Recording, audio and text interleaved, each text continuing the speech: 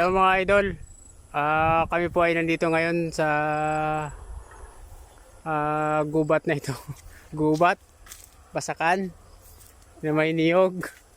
So alam nyo na kung magano kami dito mga idol.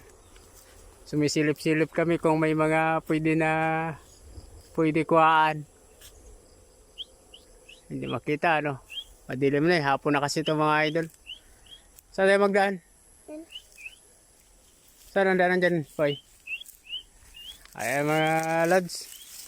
Naghahanap kami ng daanan dito.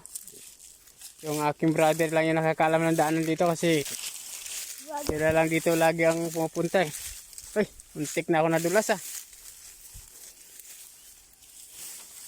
Yeah, agay.